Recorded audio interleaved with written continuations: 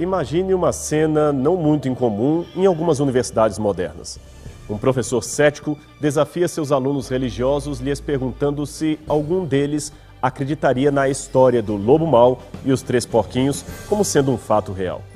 Você certamente já ouviu falar nesta fábula de La Fontaine, onde três porcos, morando respectivamente em casas de palha, madeira e alvenaria, vencem um lobo mau que tenta devorá-los.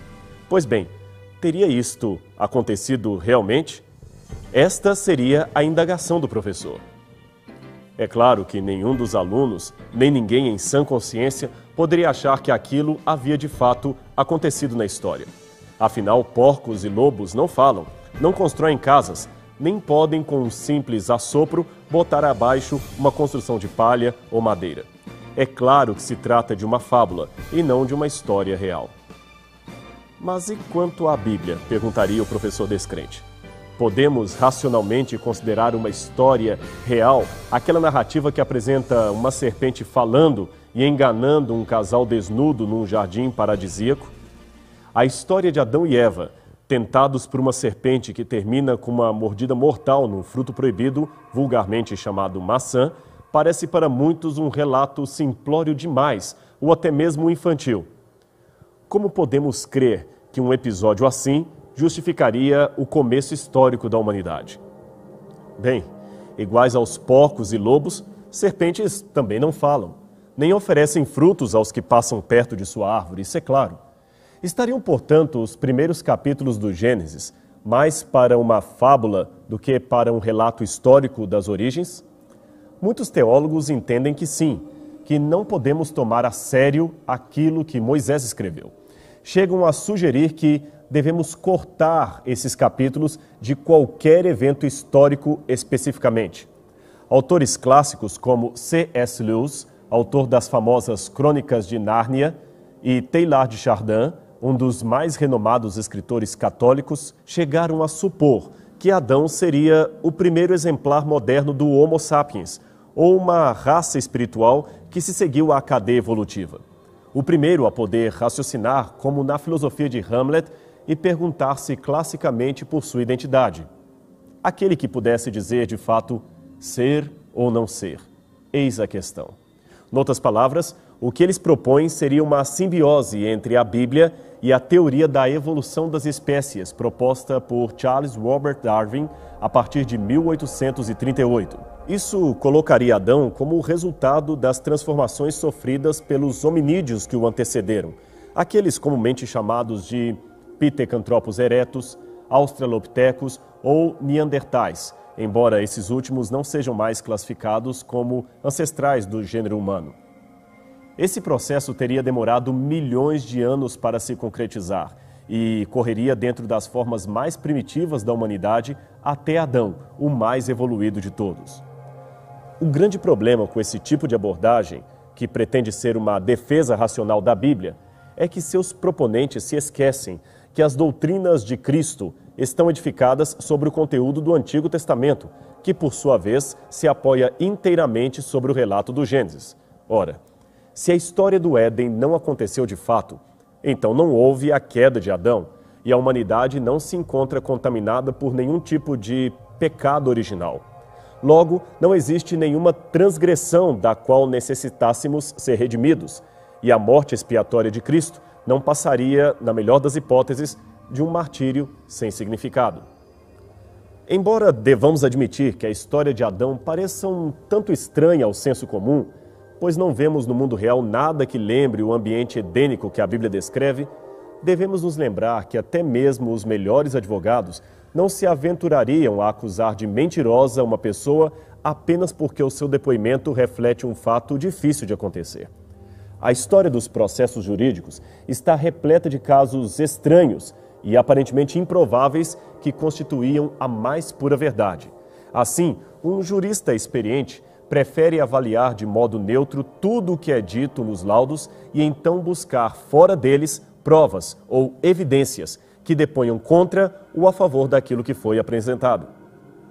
E não há argumento melhor a favor de um depoimento do que o apelo a testemunhas. Há outras pessoas que viram ou ouviram aquilo que se afirmou? Uma pessoa sozinha pode mentir ou até se equivocar descrevendo algo que não aconteceu. Porém, quando um certo número de pessoas, sem contato direto entre si ou com o depoente, afirmam basicamente o mesmo que ele contou, diminuem-se para quase zero as chances de haver um equívoco sistêmico. Ainda que se trate de um relato estranho, ele tem, no mínimo, o mérito da lógica racional e pode realmente ter acontecido no passado. Mas é claro que duas pessoas jamais contam a mesma história ou descrevem o mesmo evento igualmente. Existem contradições não essenciais que são perfeitamente aceitáveis. O importante é que o testemunho se harmonize nas bases que o sustentam. Transferindo para o Gênesis os conceitos que acima apresentamos, pergunta-se: há testemunhas fora da Bíblia que confirmem as bases daquilo que Moisés descreveu? Afinal, se Adão de fato existiu, ele estaria no topo das genealogias do mundo inteiro, pois todas as mais antigas civilizações procederiam geneticamente dele e deveriam fazer referência a esse ancestral comum. Não se deve esperar, contudo, que as antigas tradições regionais sejam um decalque exato da narrativa bíblica. A história nos revela que houve ondas de apostasia em relação à teologia monoteísta, aquela que saiu do Éden. Isto é, muitos desviaram-se da tradição original adâmica. A comparação, portanto, deve-se resumir à permanência de um esboço similar ou de elementos antigos que sobreviveram ao distanciamento étnico em direção ao politeísmo posterior. Vasculhando, pois, as origens da civilização ao mais distante que a história escrita consegue nos levar, chegamos até por volta do 3º milênio antes de Cristo, quando surgiram os primeiros livros da humanidade. Eles foram originalmente produzidos num sistema de escrita pictogrâmica que você pode ver no canto esquerdo de sua tela. Ali as figuras representavam objetos e depois vieram a ser os primeiros traços ideogrâmicos, aqui dispostos no centro, quando as figuras começaram a representar ideias e conceitos. Finalmente, então, surgiu o sistema fonográfico, reproduzido na última coluna, onde cada figura representava um som. Como não havia ainda o papel que hoje conhecemos, a escrita era feita em tabletes de argila, como este que tenho aqui em minhas mãos. Escrevia-se normalmente com argila ainda úmida, que depois era secada ao sol ou em fornos propriamente preparados para este fim. Esse sistema ajudava muito na preservação do documento, pois, uma vez seco, o barro escrito podia durar milhares de anos debaixo da terra. Os caracteres eram normalmente traçados a partir de pequenos sulcos feitos na argila, que mais pareciam cunhas em miniatura. Por isso receberam o nome de cuneiforme, isto é, escrita em forma de cunha. Curiosamente, os primeiros registros escritos da humanidade foram produzidos mais ou menos na mesma época, tanto na Mesopotâmia quanto no Egito. Por que justamente nesses dois países? Provavelmente porque foram estes os dois centros que mais rápido se desenvolveram após o dilúvio, gerando as mais antigas comunidades urbanas da história. Ali, a unificação política dos clãs e das tribos em torno de um sistema religioso governamental resultou numa sociedade centralizada que se organizava a partir de uma estrutura bastante complexa. Esse modelo social exigiu em pouco tempo a criação de um sistema de contabilidade e comunicação confiáveis que pudesse servir de referência ao comércio e à repartição dos bens. Assim, passariam ainda mais de 1000 anos entre esse período e a produção do livro do Gênesis. Porém, se a história que ele descreve for verdadeira, devemos obrigatoriamente encontrar a partir daqui as primeiras referências a Adão, já que este seria, de acordo com a Bíblia, o genitor comum de todos os povos. E por incrível que pareça, essa referência existe e foi encontrada numa quantidade maior que o necessário para validar o texto bíblico. Milhares de tabletes cuneiformes, pilares e inscrições foram escavados na região que compreende a antiga Mesopotâmia. Eram recibos, cartas, leis, documentos de propriedade, etc. Alguns tinham por conteúdo listas genealógicas e histórias tradicionais sobre os primórdios da humanidade. Ao avaliá-los, Qual não foi a surpresa dos arqueólogos ao perceberem que muitos traziam semelhanças bastante acentuadas com o que seria posteriormente escrito na Bíblia. Uma extraordinária coincidência foi percebida, por exemplo, na forma como os antigos documentos egípcios e mesopotâmicos chamavam o primeiro ancestral da humanidade.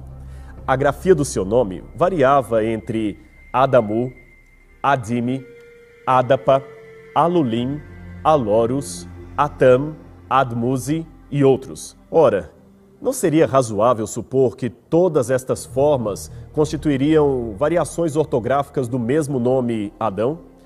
Note que a forma hebraica Adam se adequa naturalmente em todas estas variações. A semelhança fonética é muito acentuada. É como se conhecêssemos um homem chamado João, mas que os alemães chamariam de Johanan, os ingleses de John, os espanhóis de Juan e os franceses de Jean. Apesar das diferenças idiomáticas, existe uma raiz temática que permanece em todas as formas de escrita ou pronúncia daquele nome. Os tabletes cuneiformes encontrados no Oriente revelaram ainda que desde longo tempo existiu na Mesopotâmia uma tradicional história acerca de um certo Adapa, ancestral de toda a humanidade. Aliás, Adapa é um nome que muito se assemelha ao vocábulo Adam ou Adão. Dessa história já foram encontrados 4 fragmentos, sendo 3 deles derivados da biblioteca de Assurbanipal e o mais extenso e antigo dos arquivos egípcios de El Amarna, escritos por volta do 14º século a.C. O poema original gira em torno da problemática da vida eterna, pois, segundo seu relato, o primeiro homem criado pelos deuses chamava-se Adapa. Ele recebera uma grande sabedoria, mas não era naturalmente imortal. Adapa era, pela criação, o filho do deus Ea e morava na cidade sagrada de Eridu. O curioso é notar que Eridu e Éden procedem da mesma raiz etimológica em conjunto com o sumeriano Edin ou Edenu, que também querem dizer paraíso ou planura. Coincidentemente, Lucas também enumeraria a genealogia humana de Cristo a partir de Adão, classificando-o como, no mito de Adapa, de o Filho de Deus. Lucas 3, verso 38. A história prossegue dizendo que Adapa vivia em meio aos Anunnakis, palavra que lembra muito de perto o termo Anaquins, ou gigantes, que temos na Bíblia. Depois apresenta sua falha ao quebrar com a vela do seu barco a asa do vento sul, impedindo-o de soprar sobre a terra.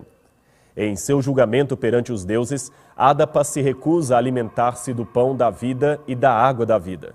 Aquilo, na verdade, era um teste, pois ele sabia que não lhe era permitido participar do alimento reservado aos deuses.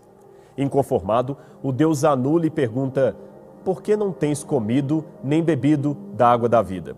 Se assim fazes, não poderás ter a vida eterna. Estas palavras ecoam a mesma proposta da serpente ao oferecer o fruto para Eva. É certo que não morrereis, porque no dia em que dele comerdes, sereis iguais a Deus. Adapa, portanto, é elogiado em sua atitude de recusar comer o fruto proibido. A única coisa que ele aceitou dos deuses foi tomar sobre si um segundo manto, dado para substituir o primeiro, que era o manto da lamentação, e ser ungido com azeite. Estes 2 elementos simbolizam a justiça que é outorgada por outrem àquele que mereceria morrer. Embora o Gênesis não fale nada acerca do azeite, traz o tema das 2 vestes de Adão, que primeiro faz para si e sua mulher cintas de folhas e, no final, é vestido com um segundo manto, feito a partir da pele de um animal. Isso está em Gênesis capítulo 3, versos 7 e 21. Na mentalidade da época, era forte a ideia de que a imortalidade não era algo que nos pertencesse naturalmente. Ela seria outorgada pelos deuses. Igualmente, na visão bíblica, o homem não é criado como um ser imortal, mas como um candidato à imortalidade mediante a obediência. Com a entrada do pecado, perdemos a vida eterna e agora somente em Cristo podemos, de fato, recuperá-la. Com peculiaridades próprias de cada poema, Esta mesma estrutura de criação e queda do gênero humano aparece em outras histórias espalhadas pelo antigo Oriente Médio. E todas, igualmente, possuem semelhanças incríveis com o relato bíblico. No épico babilônico de Gilgamesh, o lendário herói sumeriano tem um amigo chamado Enkidu, que é seduzido por uma cortesã da deusa Ishtar e passa a ter o conhecimento pleno, símile do conhecimento do bem e do mal mencionado na Bíblia. Após este ocorrido, Ishtar lhe declara: "Você agora é um conhecedor, Enkidu. Você será igual a Deus." Então ela improvisa vestiduras e o veste com elas. Um tablete encontrado em 1934 no sítio de Khor-Shabba, a 23 quilômetros de Nínive, contém uma lista de reis assírios, começando com 17 reis que viveram em tendas, provavelmente os líderes dos povos nômades. Tudia é o primeiro nome da lista, seguido por Adamu, que muito provavelmente seria um título de realeza advindo de um ancestral famoso, como foi o nome César para os imperadores romanos. Mais à frente, noutra lista, encontramos o 37º rei, chamado Puzar-Azur. Ele era um dos vários reis nomeados em homenagem ao seu ancestral Azur, o fundador da Assíria. Em Gênesis capítulo 4, verso 22, encontramos o mesmo costume num dos descendentes de Caim, que se autodenomina Tubal-Caim.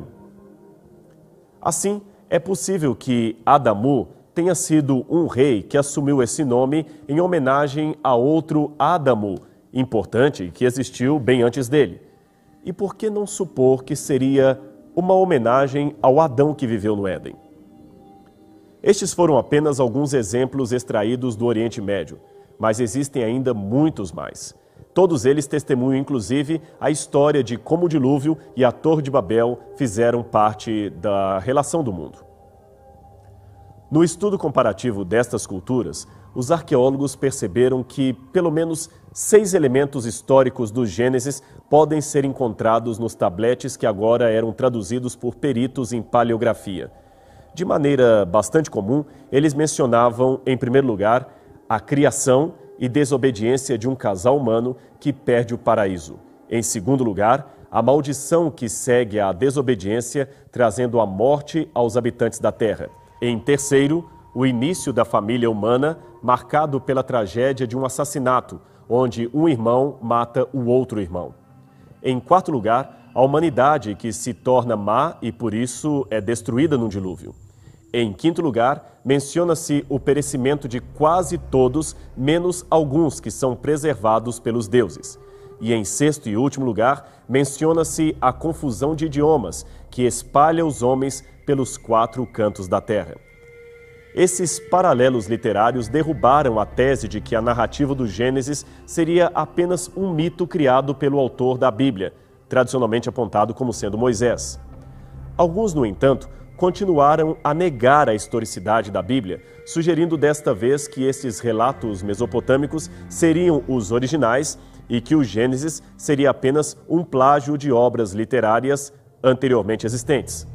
Mas, desmentindo esta última hipótese, Kenneth A. Kitchen, professor emérito de egiptologia da Universidade de Liverpool, escreveu que a suposição comum de que este relato bíblico é simplesmente uma versão simplificada de lendas babilônicas é um sofisma em suas bases metodológicas. No Antigo Oriente Próximo, a regra é que relatos e tradições podem surgir por acréscimo ou embelezamento na elaboração de lendas, mas não o contrário. No Antigo Oriente, as lendas não eram simplificadas para se tornar pseudo-histórias, como tem sido sugerido para o Gênesis. Ao contrário de ser um plágio, o Gênesis possui características de ser quase uma correção daquilo que o antecede. A prova disto está no fato de que, dentre todos os textos, ele é o único que assume um monoteísmo clássico, isto é, a adoração de um único Deus, em meio às versões milenares que preferiam atribuir aos deuses a obra de criação, julgamento e planejamento do universo, incluindo a Terra. Até mesmo o antropólogo judeu Claude Lévi-Strauss, que considerava o relato da criação um mito, foi forçado a admitir que, grande surpresa e perplexidade surgem do fato de que esses temas básicos para os mitos da criação são mundialmente os mesmos em diferentes áreas do globo, principalmente fora do Oriente Médio. Se o relato bíblico fosse apenas uma reprodução de lendas culturais da Mesopotâmia, não deveríamos encontrar esta mesma história tão largamente ensinada e divulgada entre povos que viviam fora das terras bíblicas e não tinham, até onde se saiba, nenhum contato com as escrituras hebraicas ou com a tradição sumeriana. Foi uma grande surpresa para muitos missionários encontrar entre aborígenes e tribos isoladas das Américas, Ásia e África e até a Oceania, tradições orais tremendamente similares à narrativa bíblica. Vários missiólogos e antropólogos reconheceram a importância dos paralelos bíblicos nas culturas pagãs ao coletarem em livros, que se tornariam best-sellers em várias partes do mundo, as histórias dali e sua similaridade com a Bíblia. É o caso do famoso livro A Eternidade em Seus Corações, escrito pelo missiólogo Don Richardson, do qual extraímos alguns exemplos. No norte de Calcutá, na Índia, viviam 2,5 milhões de pessoas conhecidas como povo Santal. Sua antiquíssima tradição conta que um deus chamado Thakur-Gil criou primeiro o homem do barro e deu-lhe o nome de Haram. Note a semelhança fonética com o hebraico Adam. Depois criou a mulher, que recebeu o nome de Aio. Ambos foram colocados num jardim paradisíaco chamado Hihiri Pipiri. Ali, um ser sagaz chamado Lita fez cerveja de arroz e ofereceu ao casal. Desobedecendo às ordens divinas, eles beberam o líquido e dormiram. Quando acordaram, perceberam que estavam nus. Distante da Índia, encontramos ainda outra remota tradição contada pelo povo Karen da Birmânia. Ela está preservada em antigos hinos que foram traduzidos de um primitivo dialeto no final do século XVIII. Uma das estrofes litúrgicas diz que um deus chamado Iuá formou o mundo a partir da água e a terra produziu o fruto da tentação. Veja a semelhança com Gênesis. Havia ainda ordens explícitas para que ninguém pudesse comer do fruto proibido, mas um espírito rebelde chamado Kaoli enganou 2 pessoas, fazendo-as experimentar o alimento da morte. Por causa disto, os homens ficaram sujeitos à doença, ao envelhecimento e à punição. Estas são apenas 2 das muitas tradições semelhantes ao relato bíblico que podem ser encontradas fora do Oriente Médio. Portanto, o que nos resta é aceitar a hipótese de que tanto Gênesis quanto estes mitos, por mais distorcidos que estejam, procedam igualmente de uma mesma raiz tradicional, a saber, a história de Adão e Eva. Todos eles narram, à sua maneira, o que de fato aconteceu e ficou marcado por muitas gerações na memória dos povos. A distorção, é claro, foi se tornando cada vez mais acentuada à medida que os descendentes de Adão mergulhavam no politeísmo, perdendo de vista o aspecto monoteísta de Deus que vinha desde o Éden. Mas, como vimos, a história da Bíblia é real. E assim sendo, nada mais racional do que tomar uma decisão ao lado de Cristo e se preparar para o dia em que voltaremos ao Éden que Adão perdeu. Mas Cristo recuperou esse paraíso, o mesmo paraíso perdido. Este será, sem dúvida, o próximo capítulo da trajetória humana. E você não pode perder a oportunidade de retornar ao paraíso perdido, recuperado e conquistado por Cristo Jesus.